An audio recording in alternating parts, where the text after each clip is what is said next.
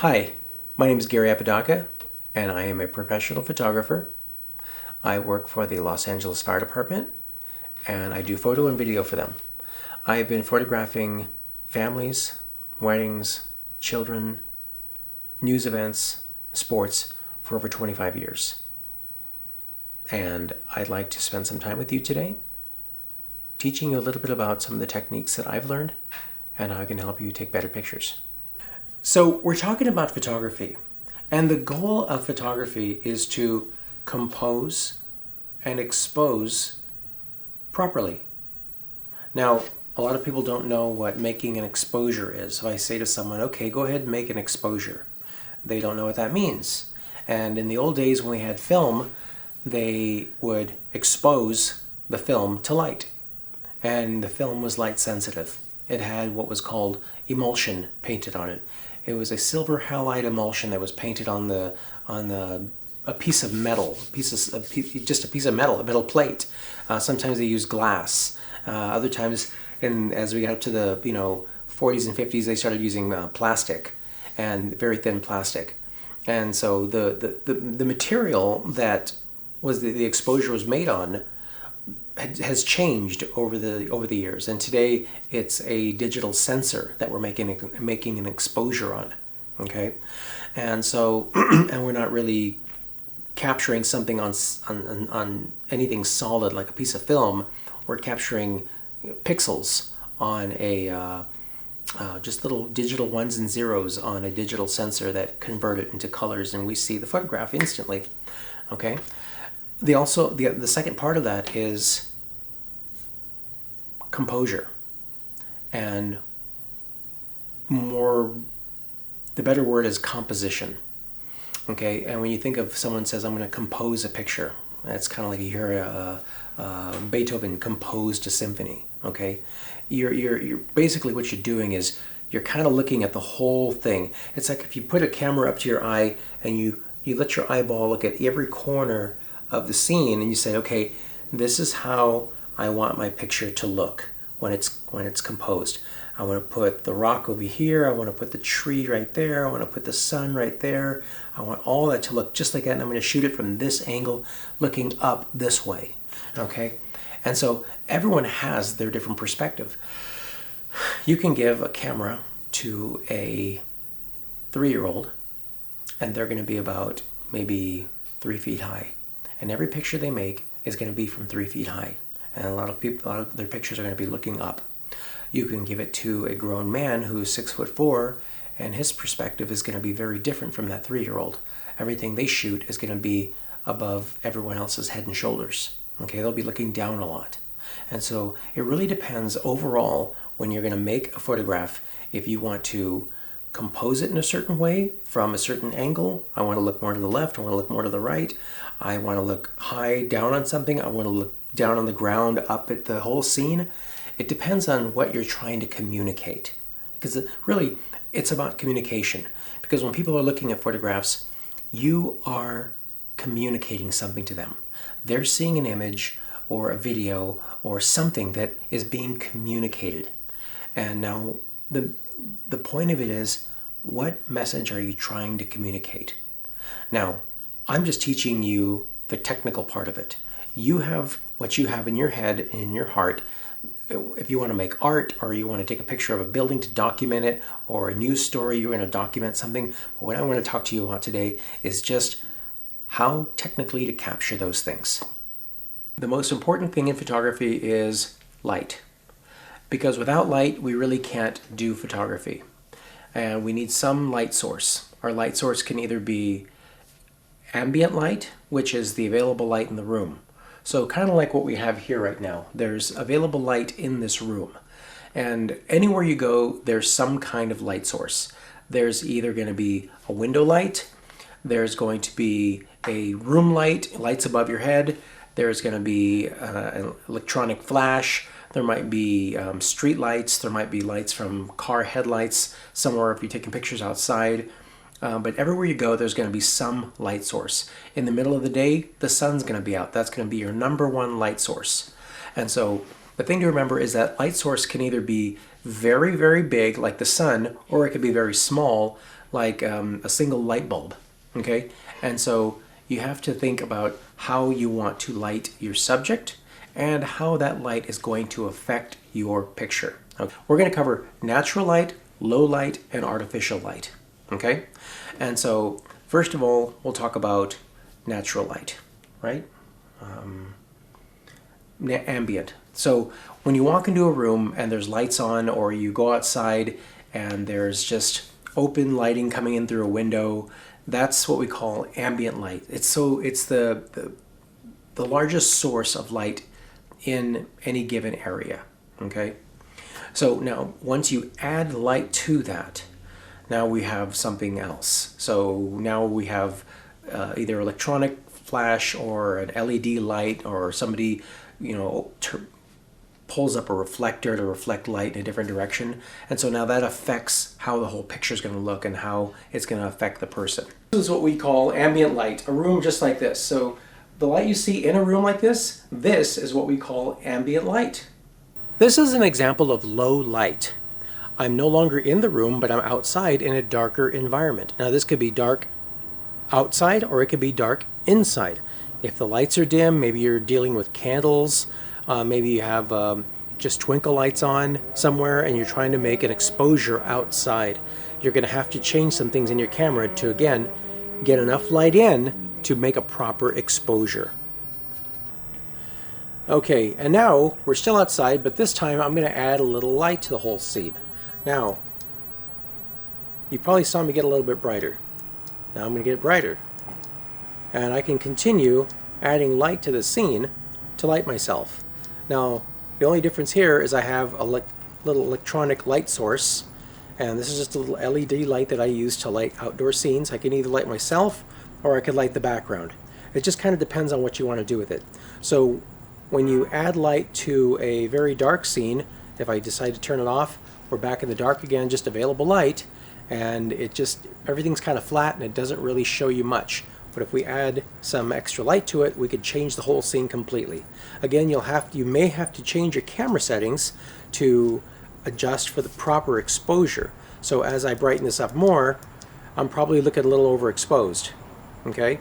And so whatever your light source is, you'll have to make the proper adjustments to get the right exposure, and that's electronic light. That's only one source though. You can use flash, and I'll talk about flash a little bit more in just a minute. Now, the other kind of light we have is from electronic flash. So we talked about having a constant light on. So right now you can see a light off to my right here. This is an LED light that's lighting me up and throwing a little light to light up the scene of this darker room. Now, you may have an instance where you want to put a flash on your camera. You know, so it's going to do something like this, okay? So it's going to throw a lot of light in just a split second, okay? And so we'll put something like this on me and click. We've all seen those at parties, okay? Now, the flash on your camera has settings also. Some flashes are manual, some flashes are called through the lens metering, or TTL, okay? And there's functions on the back where you can set those to different lighting parameters. If you have a Canon camera, I highly recommend buying a Canon flash. If you have a Nikon camera, I highly recommend buying a Nikon flash, or Sony camera, Sony flash. The reason being is that each one of those cameras have certain little sensors and settings at the bottom, so when you put them on that particular camera, the flash and the camera, they're married together so they can talk to each other. So as you take a picture, it knows what the exposure is and it knows the proper amount of light to give it a proper exposure. Okay? So we covered ISO and shutter speed. The last one is aperture. This is the one that confuses a lot of people because aperture is right up here on top of your lens. And a lot of the lenses now aren't showing, you can't really see that on lenses. And I'll bring it real close so you can kind of see it there. Okay? And those numbers anywhere from 2.8 all the way up to f22. Okay, they go up to. And now I'm going to show a diagram that's going to explain this a little bit better. And it'll talk about how at f2.8 that lets in a lot of light. And you think, well, it's a little number, so it's a little bit of light. It's actually opposite. Okay, so at 2.8, we're letting in a lot of light. And as I turn it, and it's going up to f11, f16, f22, we're letting in even less light. So a little tiny one. I tell people to think about the iris in their eye. And when you're standing outside at the sun and it's a sunny day, you're doing this, and you're squinting, and your iris in your eye is very, very closed, okay? And when you're in a darker room, your pupils they're wide open, and it's trying to drink in more light because it's trying to like really see what's going on. Well, it's the same thing as the aperture in your camera, okay? And so once you look at this diagram, it'll explain it a little bit better, okay? Now, something that the aperture also controls is your depth of field, okay? Now, again, as you're adjusting your camera and you learn what these numbers do, you can use these numbers to affect how your picture is going to look. There are pictures out there that are sharp from front to back. And then there's other pictures where you've seen where the subject is very focused and everything in the background is very blurry. Okay? That's called a shallow depth of field. Today, a lot of people call it bokeh effect. But it's basically your depth of field in your camera. Is it very deep or is it very shallow? Okay? And I'll show you a couple examples of that as we talk more about this. Okay? And so you can control that with your aperture. So if I'm taking a picture, I'm making an exposure of someone at f2.8, it's going to make the subject sharp and the background out of focus. If I shoot the same picture at maybe f16, then my foreground, my subject's going to be in focus, and the background is also going to be in focus. Okay? And it's difficult to explain sometimes, but once you practice that, you'll get the hang of it, and you'll be able to kind of play with it and make things either sharper or blurry, depending on what the subject matter is.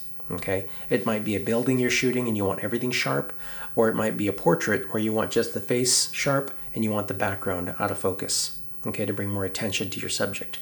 Okay? And that leads me to my next topic, which is leading lines. You ever been walking down a long street, maybe there's buildings, and you're looking down the street and maybe there's a railing where you could run your hand across the railing.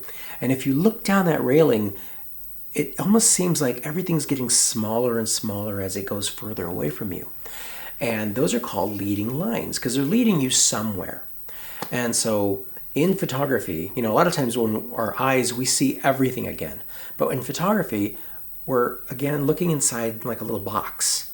And so wherever we position that box, that's where the composition is going to go, and that's where it's going to take the eye of our viewer. Okay? So leading lines will lead people lead eyes where you want them to see. So you could use a chain link fence, you could use a picket fence, you could use maybe a bunch of boards going down a fence on a house. You can get in the middle of the street, where there's no traffic, and look down how the street descends. And you could put a person, what looks really interesting is you put a person right in the middle of that scene. Now, again, you're looking at your rectangle frame. And let's say you're sitting at the beach, and when you're looking out at the beach at the water, there's a horizon line right in the middle of your eyes. There's a whole bunch of sky, and there's a whole bunch of sand. And typically, when you're looking at it, your head is kind of seeing the scene with this line right down the middle. So you've got a split screen. You've got blue sky, and you've got water and sand. Okay? Now, if you look through a camera and you tilted that camera either up 1/3 or down 1/3, you're going to put that horizon line either in the lower half of the frame or in the top half of the frame. So now you kind of have to picture imaginary lines, 2 on this side of your rectangle and 1 at the top and 1 at the bottom, midsection of your rectangle, and nothing in the middle, okay? Because now you're seeing thirds of the frame. And a lot of cameras you work with today have a function where you can actually put those lines in your camera and you could see the thirds in your camera as you're looking through it. Okay? It makes it a lot easier. So you can compose your subject in the 1/3 position. You want to do this, a lot of times people want to put a subject or something in 1/3 of the frame to draw your eye to that part of the frame.